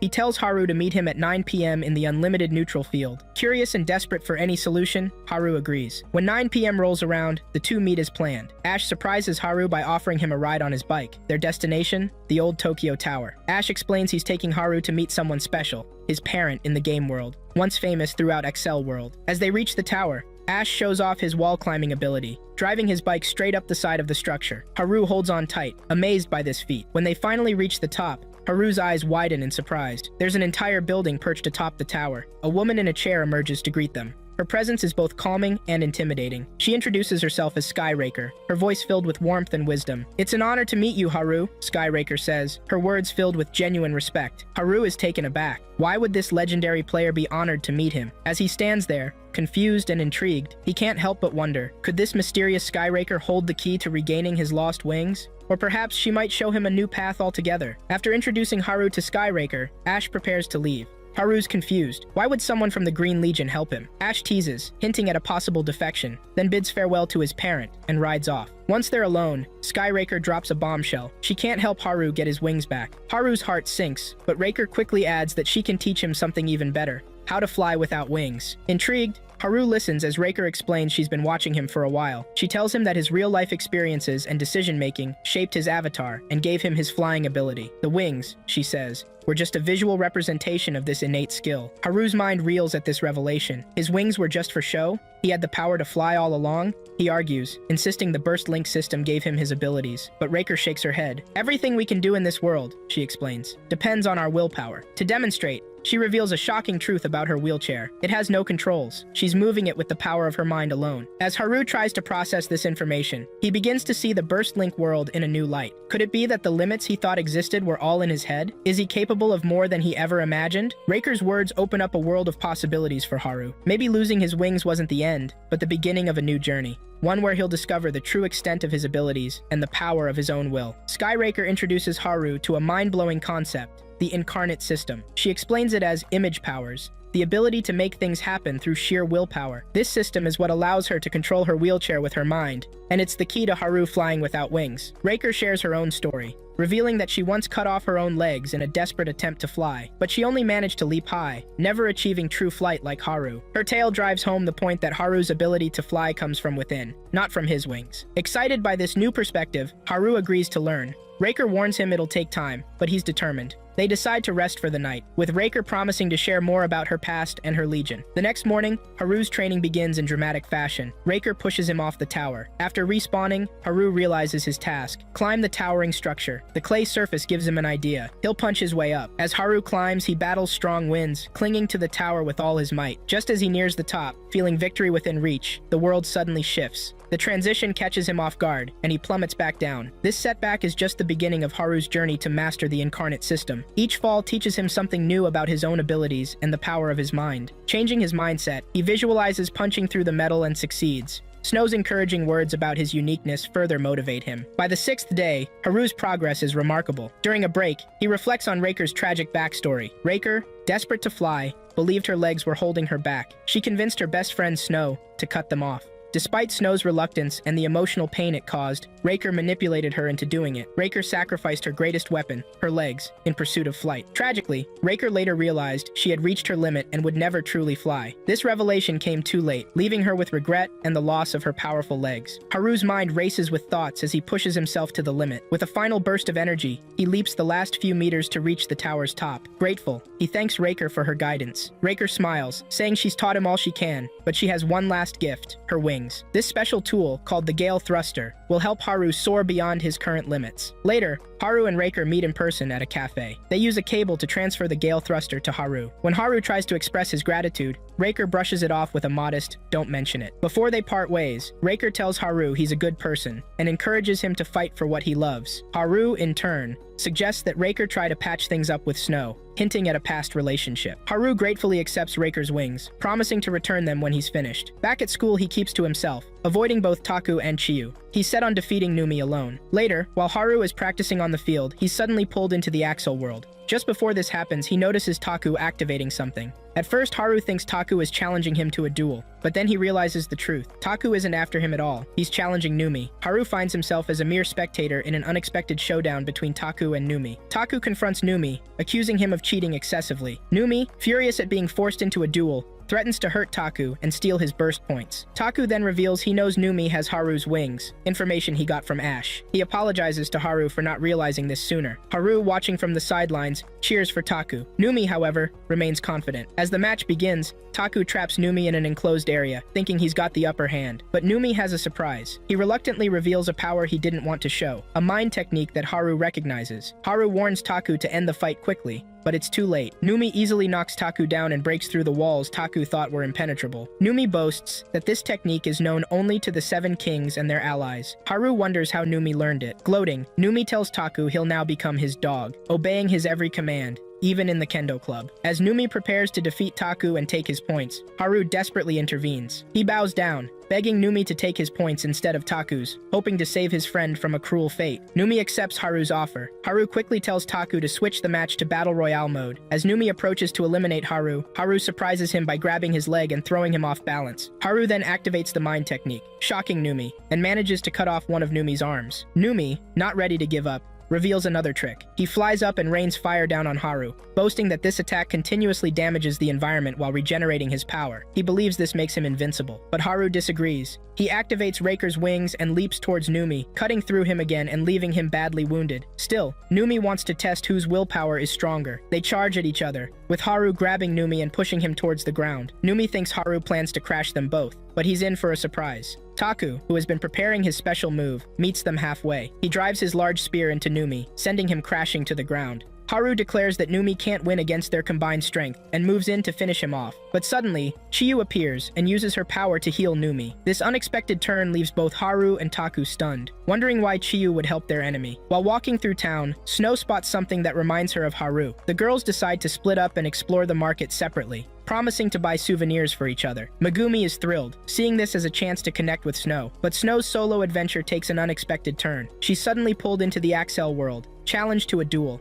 She's shocked to find a burst linker in Okinawa. Her surprise doubles when her challenger, Lagoon, appears with a sister. 2 burst linkers in this remote area. This twist leaves Snow facing an unexpected battle far from home, adding a new layer of excitement and danger to her vacation. The 2 girls, Ruka and Mana, are thrilled to face Snow in battle. Ruka, the more eager one, charges at Snow, but is quickly defeated by the skilled Black Lotus. Impressed by their spirit, Snow agrees to hear them out when they ask for a favor. The girls start calling Snow Big Sis and request to meet her in real life. Before Snow can refuse, they disconnect. Later, Snow meets the girls at a cafe. She's surprised they freely share their real names, explaining that their master only warned them against misusing the Excel world and discussing it carelessly. They reveal their true motive. Their master needs Snow's help to defeat a troublesome monster that's causing him distress. Snow agrees to meet their master, but not immediately. Suddenly, she remembers she was supposed to buy a gift for Megumi. She rushes off, only to find Megumi waiting at their meeting spot. Megumi has a gift for Snow, but Snow has nothing in return. Hurt and disappointed, Megumi retreats to their room in tears. Following Megumi, Snow apologizes and opens up about her other world, where she spends most of her time. She acknowledges Megumi's crucial role as her anchor to reality. Snow expresses her gratitude, admitting that since their first meeting at the entrance ceremony, Megumi has been her most cherished friend. This heartfelt confession marks a turning point in their friendship, as Snow finally shares the truth about her divided attention between the real world and the Axel world. Megumi accepts Snow's apology, but just as she's about to share something important, she's called away to a committee meeting. Soon after, Snow meets up with Ruka and Mana. They head to a building where they can safely enter the unlimited neutral world, unaware that someone is following them. Finding a quiet spot, they prepare to connect. Mana acts strangely, so Ruka asks Snow to give Mana an extra cable to hold, apparently a personal ritual. Once ready, the trio activates Burst Link and enters the neutral world. They make their way to a bar where Ruka and Mana's master is waiting. The girls announce they've brought help for the monster problem, but their master seems uninterested, not even turning to look. He dismisses the idea, claiming only a level 9 player could help, even suggesting they'd need Black Lotus herself. Snow, irritated, shouts at him to turn around. When he does, he's shocked to see Black Lotus standing before him. It's clear they know each other. Snow even calls him by name, Kriken. This unexpected reunion sets the stage for a tense confrontation, with Snow's true identity revealed, and a mysterious history between her and Kriken coming to light. The monster problem suddenly seems more complex than initially thought. Kriken explains his move to Okinawa following his parents' divorce. He's been working to expand the Axel world there, but progress is slow. Mana and Ruka, his relatives, became burst linkers through his efforts. First Ruka, then Mana, after she leveled up. Suddenly, a loud bang interrupts their conversation. They rush outside to find the monster attacking again. Kriken reveals it's been devouring everyone in the region. Meanwhile, in the real world, Megumi discovers the room where Snow, Ruka, and Mana are all connected via cable. Back in the neutral world, Kriken shares a crucial detail. The monster is tamed, implying its rider is the true threat. As the creature approaches, Snow urges the others to leave. She has important questions for both the monster and its mysterious rider. This revelation adds a new layer of complexity to the situation. The rider introduces himself as Sulphur Pot. Snow quickly deduces he's using a backdoor, playing from Tokyo but hunting low-level enemies in Okinawa for points. Sulfur doesn't deny it, confirming Snow's suspicions. As the battle begins, Snow asks if Kraken is ready to fight. He agrees and instructs Mana and Ruka to gather the largest metal objects they can find. Kraken's initial attack with small screws proves ineffective against the dragon's thick armor, and he's knocked aside. Snow activates her overdrive ability, managing to damage the dragon slightly. The girls return with a heap of metal. Kraken leaps onto the pile, activating his power. The metal transforms, encasing Kraken in giant body armor, turning him from a small screw into a massive mecha, reminiscent of a Megazord. Now evenly matched with the dragon, Kraken withstands its fire breath. He retaliates by launching a barrage of missiles from his weaponry. Mana and Ruka watch in awe. Snow reveals that before the Red King Scarlet appeared, Kraken had the strongest long-range firepower in Axel world history. Enraged by the damage to his dragon, Sulfur releases a burst of gunpowder at Kraken, then commands the dragon to breathe fire, hoping to ignite a devastating explosion. This intense battle showcases the unique abilities of the burst linkers, with Kraken's transformation reducing him back to his small form. Nick and Sulfur gain the upper hand. Meanwhile, in the real world, Megumi is about to unplug the cables when Mana's consciousness stops her, offering a way into the unlimited burst world. Megumi accepts and makes a grand entrance, surprising Snow, who wonders if Megumi was secretly a burst linker or summoned by some trick. As Nick prepares to attack, Megumi uses her ability to force a stage transition, turning the battlefield into a water stage before departing. Everyone is thrown into the water, rendering the dragon largely ineffective. Ruka and Mana distract the dragon, allowing Snow to cut its reins. Sulfur loses control, and in his desperate attempt to regain it, the dragon ends up consuming him. After the battle, Snow praises Kraken and the girls for their efforts. Kraken finds the mystical reins at the ocean floor and offers them to Snow. Though hesitant, she accepts when the girls insist it might be useful someday. Snow decides to wait for Sulfur's revival to interrogate him, hoping to uncover more about his illegal activities. This dramatic conclusion showcases teamwork. The next day, Snow and Megumi begin their journey back to Tokyo. Kraken, Ruka, and Mana are there to bid them farewell. Interestingly, Megumi has no recollection of the previous day's events, and Snow chooses not to discuss it. Snow then reflects on her interrogation of Sulfur. He revealed he was working for an organization, which worries Snow. She fears they might have to face this mysterious group in the future. In a brief, heartwarming scene, we learn that Snow and Megumi eventually exchanged gifts. Surprisingly, they bought each other identical items, despite shopping at different stores. This coincidence hints at their deep connection, even if Megumi remains unaware of their shared adventure in the Axel world. The battle takes an unexpected turn when Chiyu appears, healing Numi just as he's on the brink of defeat.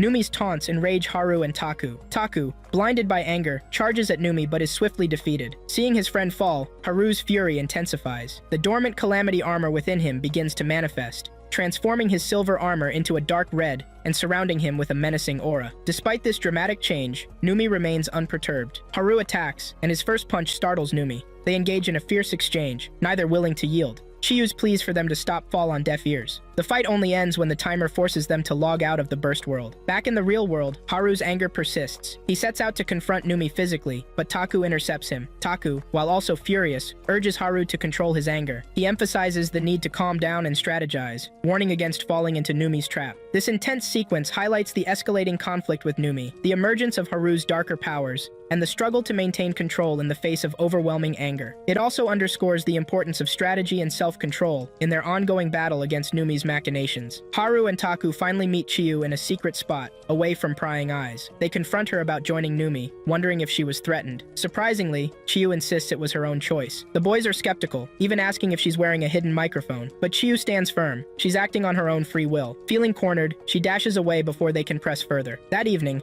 Taku crashes at Haru's place. Haru can't shake the feeling that Chiyu's being forced somehow. Taku, though, thinks she might be serious. Haru argues there's no good reason for Chiyu to side with Numi, knowing he'll just use and discard her. They agree they need to rescue her, but there's a big problem. They can't even beat Numi in a fight. To uncover the truth, they must defeat him first. But that's easier said than done. Numi doesn't even show up on their challenge list. This situation leaves the boys stuck between concern for their friend and the frustrating challenge of facing a seemingly unbeatable foe. Haru theorizes that Numi might be running low on points, having used many for his academic and kendo successes. He suggests that defeating Numi a few times could deplete his points entirely. Taku, however, points out the difficulty in beating Numi, who now possesses both healing and flying abilities. Haru introduces the idea of the incarnate ability, believing it could give them an edge if Taku learns it. They decide to seek Raker's help again. After their discussion, Taku heads home. Alone, Haru ponders the strange power that overtook him during his fight with Numi. That night, he's jolted awake by a disturbing dream where he hurts Snow just to be with her. Shaken, he connects with Snow in the virtual world, finding comfort in her presence as they enjoy a new scenic view together. The next day,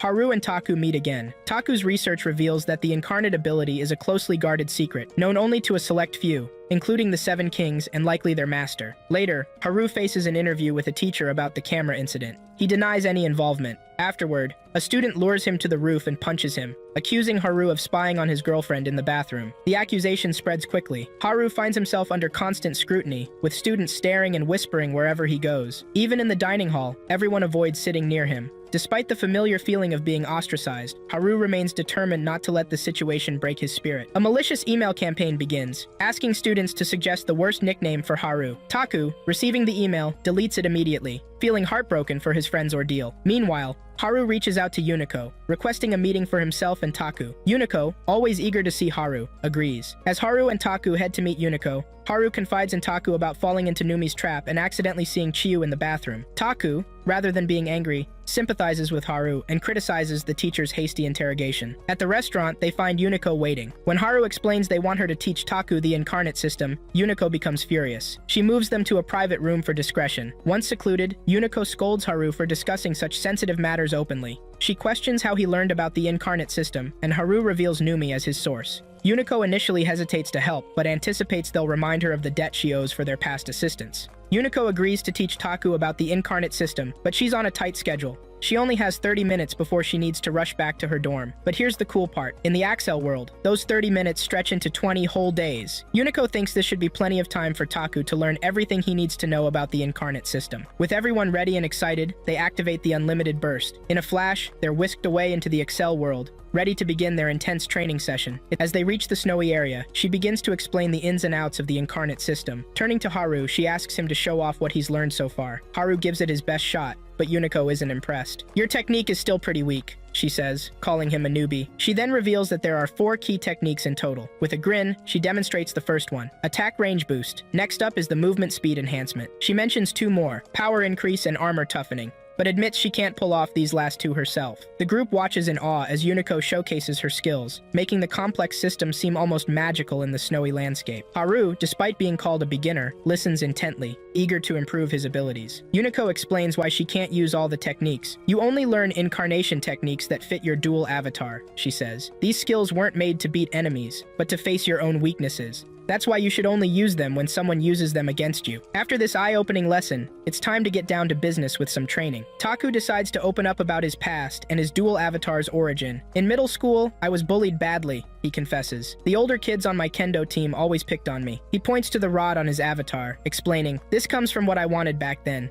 I wished I could skewer my bullies, but I couldn't." Hearing this, Haru gets choked up, but Taku reassures him. It's okay now. Having shared his painful memories, Taku feels ready to start training. Meanwhile, Haru announces his next move. "I'm going to figure out why Numi's name isn't showing up on the matching list." The plot thickens as the friends prepare to face their challenges head-on. Haru snaps back to the real world, only to jump in surprise. The waitress is still there, waiting for him. His first instinct is to bolt, but she quickly stops him. "Hold on," she says with a grin. "This restaurant? It's actually the Red Legion's secret base." She introduces herself properly. "I'm Leopard in the game. Yuniko asked me to give you a hand with your investigation." Before Haru can process this twist, they're sneaking out the back door. There, gleaming in the alley, cool-looking motorcycle. Leopard hops on and motions for Haru to join her. As they zoom through the streets, wind whipping past them, she fills him in on the plan. "We're heading to Yellow Legion territory," she shouts over the engine's roar. "I've got a hunch that the network breakout Numi's using is coming from there." Haru holds on tight, while Taku is sweating it out, pushing himself hard in training. Haru and Leopard are on a mission of their own. They zoom into Akihabara,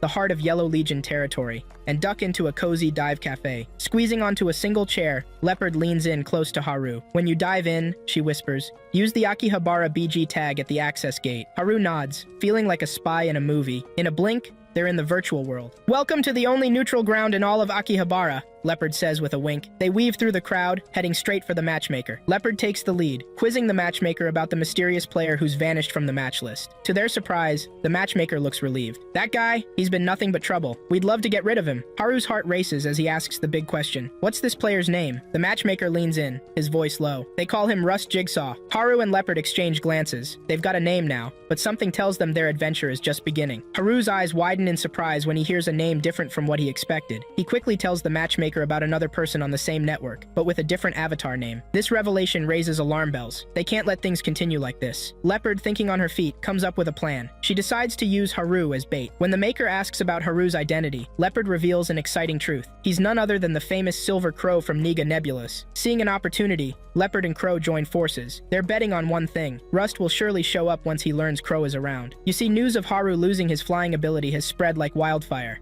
Rust will likely see this as the perfect chance to take Haru out of the picture for good. Leopard then gives Crow an important warning. Don't use the incarnate system unless it's used against him first. Crow is taken aback. Unico had told him the exact same thing. Leopard explains the chilling truth. Each time someone uses the incarnate system, they're drawn deeper into darkness. This dark pull is what created the terrifying Chrome disaster in the first place. It's also why the kings are keeping the power's existence under wraps. Suddenly, the duo gets accelerated into the game world. Surprise! Rust is already there. Leopard quickly figures out his plan. She urges Haru to stick close to her like glue. Rust doesn't waste time, launching long-range attacks at them. They dodge and weave, charging towards Rust while staying side by side. They land on the roof where Rust is hiding out, but getting close is still tricky. He's surrounded himself with traps. Leopard comes up with a clever plan. She borrows all of Haru's special moves to power up her own gauge. This lets her activate her ultimate ability. She transforms into an actual leopard. Hop on, she tells Haru. Now they're faster and more agile than ever. Leopard dashes towards Rust. They close in. Leopard delivers the finishing blow. Victory. As they leave the accelerated world, Leopard tells Haru they need to hurry. If they're quick, they might spot Rust in real life.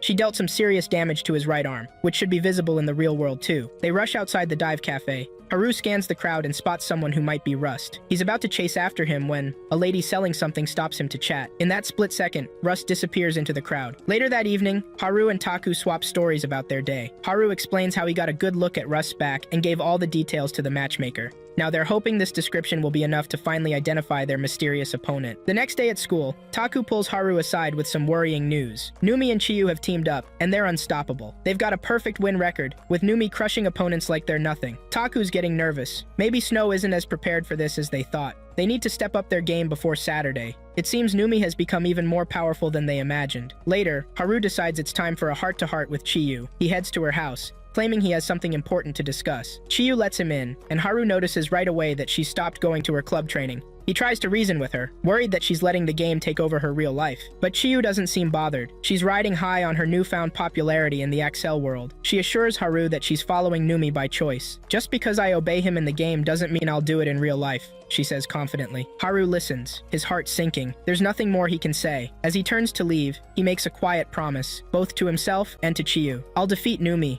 he says, determination in his voice. I'll take back everything he's taken from me. With those words hanging in the air, Haru walks away, more resolved than ever to put an end to Numi's schemes. Haru sits down, his mind racing through everything that's happened since Numi showed up. He's sure there's a clue hidden in his memories somewhere. As he sifts through them, something clicks. He remembers Rust making a hand gesture without wearing a neurolinker. This could only mean one thing. Rust was using a different kind of VR machine. Excited by this revelation, Haru dives into research about VR machines from the 2020s. His efforts pay off when he stumbles upon information about an organization that used brain chip implants. Finally, a solid lead. The next day, Haru arranges a meeting with Numi. With confidence, he lays out what he's discovered. Numi has a VR chip implanted in his brain. This program was shut down after just 3 years, due to people using it to hack and cheat on tests. It explains why Numi hasn't been showing up on the match list. He only wears his neurolinker right before a duel. Haru drops the bombshell. The government has declared these brain chips illegal. If this gets out, Numi could be expelled. Numi realizes he's cornered. What do you want? He asks, trying to keep his cool. Haru's answer is simple. Settle everything with a duel in the Axel world. He doesn't want their conflict spilling over into real life. Numi, seeing a chance, suggests they fight in the unlimited field. There's an item there that can hold all their points. Winner takes all, and the loser loses access to Brain Burst forever. Haru accepts the high-stakes challenge. He sends Taku a quick message with the details, warning him to be cautious. Numi might be setting a trap. As the meeting ends, Haru feels a surge of excitement. He's ready to face Numi and settle this once and for all, before Snow returns. Haru's relaxing at home when there's a surprise knock at the door. It's Taku and Chiyu. Haru's eyes widen. wondering what Chiyu's doing here. Chiyu doesn't waste time. She bows her head, apologizing to both of them. Please, she begs. Let me come with you to the unlimited field. Then she drops a bombshell. Numi was behind her betrayal all along. But now, she's done following his orders. Haru hesitates, unsure if he can trust her, but Taku steps in, pleading Chiyu's case. He reminds Haru of a time when he forgave Taku for attacking Snow. After some soul-searching, Haru nods. All right, he says. Chiyu can come with us. With everything set up, the trio dives into the unlimited field. Moments later, Numi appears. He brings out a device. This is where they'll store their points. Numi goes first, charging his points into it. Haru and Taku follow suit, the tension building with each passing second. The countdown begins. This is it, the fight they've been waiting for. Haru charges towards Numi, but suddenly, wham! He's caught in a trap. Haru's mind races. How did Numi know where to set the trap? He never told him which stage they'd be using. As the dust settles, Haru realizes this fight might be even trickier than he thought. Numi's always one step ahead, and now they're playing on his turf. With his friends by his side, he's ready to face whatever Numi throws at them next. Haru looks up, shocked to see one of Numi's associates standing there. Numi, grinning, reveals his ace in the hole. His friend has an even more advanced chip than his own. This high-tech edge allowed the associate to set up the trap long before they arrived. Even more impressive, he can use deceleration inside the acceleration world. Haru feels the pressure mounting as two heavy blocks threaten to crush him, but he's not ready to give up just yet. With Haru trapped, Numi turns his attention to Taku. I'll deal with you first, he sneers. Haru, unable to even use voice commands under the crushing weight, can only watch helplessly. To everyone's surprise, Taku holds his own against Numi. Drawing strength from his past, Taku lands a solid hit. Numi tries to use the demonic commander's ability to steal Taku's power, but Taku pushes him back. With a powerful strike, he knocks Numi to the ground. You're nothing but a greedy thief, Taku shouts. He's figured out Numi's weakness. There's a limit to how many abilities he can steal at once. Taku's eyes blaze with determination as he mocks Numi. You're empty inside. All you do is take what belongs to others. As the battle rages on, it's clear that Taku's newfound confidence has turned the tables. Numi, for the first time, looks genuinely worried. The tide of the fight is turning, and Haru feels a glimmer of hope. Numi's face twists with anger. I'm not empty, he shouts. Then, his story spills out. He blames his older brother for everything. He forced brain burst into my brain, Numi reveals, just to collect points from me. He stole everything, even the girl I liked. His voice breaks. My pride as a human, it was gone. But Numi's tale doesn't end there. I got my revenge, he says, a cold smile on his face. I took all his points until he lost brain burst for good. In Numi's eyes, his brother is the real loser. Numi's voice turns threatening. I'll take everything from you two. Your friendship, your powers, everything. He leaps to his feet and grabs Chiyu. Taku gasps. Chiyu's not part of this death match, but Numi doesn't care. He starts torturing Chiyu, forcing Taku to surrender. With Taku defenseless, Numi pounces. He beats Taku mercilessly, mocking him all the while. Your human bonds will be your downfall, he sneers. That's why you'll lose to me. Haru watches in horror, unable to free himself from the trap. His heart sinks as he sees his friend being torn apart. A feeling of hopelessness washes over him. Is this the end? He thinks. Suddenly, Haru's avatar enters the zero stage. It's a dangerous state where the avatar loses all will to fight, believing there's nothing left to be done. As darkness closes in around him, Haru struggles to find a reason to keep going. Just as all seems lost, something stirs inside Haru. A voice reminds him of all the opportunities Brain Burst has given him. It's like a spark igniting a fire. Haru breaks free from his bonds with a mighty roar. Numi freezes in shock. Haru charges towards him, but he's weak from breaking free, and Numi easily dodges. Turning back to Taku, Numi raises his hand for the final blow when, slash! One of his limbs disappears. Everyone looks up. Riding a flying horse is Snow. Numi can't believe his eyes. How are you here? He stammers. Snow smirks. I dove straight from Okinawa, she explains. Tamed this horse and flew all the way to Tokyo. Numi trembles at the sight of the legendary Black Lotus. Snow's gaze turns to Numi's associate. Your name? She demands. Black Vice, he replies. Vice President of the Acceleration Research Society. Is Sulphur Pot one of yours? Snow asks. Black Vice nods. Snow's eyes narrow as she draws her sword. For the pain you've caused my legion, she says, her voice cold as ice. I'll make you suffer 3 times as much. Then she turns to Haru. Get up, she commands. Defeat Numi. I'll handle Black Vice. The battlefield crackles with energy. Snow's arrival has completely changed the game. Haru feels strength returning to his limbs as he faces Numi. This is it, the final showdown. With Snow by their side and newfound determination, Haru and his friends are ready to end this once and for all. Haru stands tall, facing Numi. You could have had friendship if you just asked when you joined our school, he says. Numi scoffs. I don't care. All I want is to defeat you. He takes to the sky, but Haru's not giving up. With a burst from his thrusters, Haru follows. The air crackles with energy as Haru unleashes a barrage of attacks. He's racing against time, trying to finish Numi before his thrusters burn out. Finally, he grabs Numi, ready to end this once and for all. But then, a flash of light. Chiyu uses her special move, healing Numi completely. Haru's heart sinks. What? Numi laughs cruelly. See? Chiyu is loyal to me and me alone. Grabbing Haru, Numi prepares to deliver the final blow. But suddenly, something strange happens. Numi's aviation ability vanishes. As he starts to fall, Haru feels his wings return. Seizing the moment, Haru soars high into the sky. With all his might, he dives towards the plummeting Numi. Haru's attack tears through Numi, scattering his avatar's parts across the ground. As Numi lies defeated, confusion clouds his face. Why did I lose my aviation ability? He wonders. Haru hovers above, a mix of relief and determination on his face. The tide has turned once again, but he knows the battle isn't over yet. With Snow taking on Black Vice and Numi temporarily out of commission, Haru turns his attention to the next challenge, figuring out what's really going on with Chiyu and how to end this conflict once and for all. Chiyu steps forward, her eyes blazing. My ability was never healing, she reveals. I can rewind time. She explains how she discovered this power when Numi first forced her to heal him. I joined Numi to level up faster, she admits, but I was never on his side. With a cry of triumph, Chiyu rewinds time to the exact moment Numi stole Haru's aviation ability. I was never your ally! She shouts at Numi. Panicking, Numi turns to blackmail. Vice, help me, or I'll expose everything about the Research Society. But Vice just shakes his head. Once Brain Burst is uninstalled, the chip in your brain will dissolve without a trace, he explains calmly. Then, addressing the group, he says, I'm retreating. I have no grudge against you, and I don't have any of your real-life information. He glances at Snow, a hint of fear in his voice. I never want to face the Black Lotus again. She could easily destroy me. With that,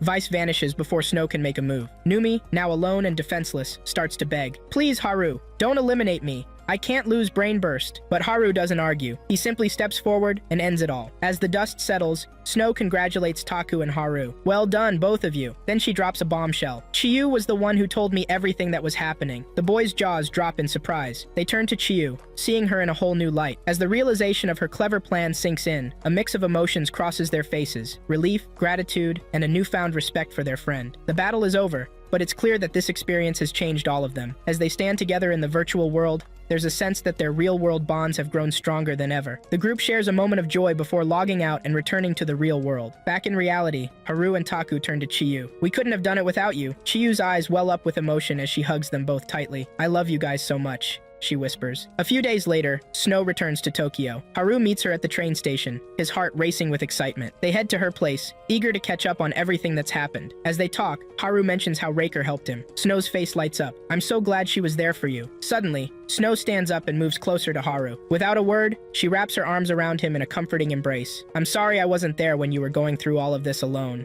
she says softly. Haru feels a lump in his throat as he returns the hug. The warmth of Snow's embrace seems to melt away all the stress and fear he's been carrying. It's a powerful moment, filled with unspoken emotions and renewed connection. As they stand there, holding each other, both Haru and Snow feel their bond growing stronger than ever. They've faced challenges apart, but now they're together again, ready to take on whatever comes next, in both the accelerated world and the real one. Haru returns to school, relieved to find his name cleared from the bathroom scandal. Thanks to Snow rewriting the list of missing items, his reputation is restored. Later, Haru bumps into Numi, trying to talk about their past conflicts. Haru's surprised to find Numi has little memory of their dealings. Then it hits him. Users lose all brain burst memories when the game's uninstalled. It's why the Axel world remains hidden. Curious about the game's secrets, Haru asks Snow if there's a way to learn more. We need to reach level 10, she explains. Then we can ask the game's developer directly. Haru and Snow make a heartfelt promise. Even if the game's uninstalled, we'll never forget each other. That evening, Haru arranges a meeting between Raker and Snow. With gratitude, he returns Raker's wings to her. As Raker turns to leave,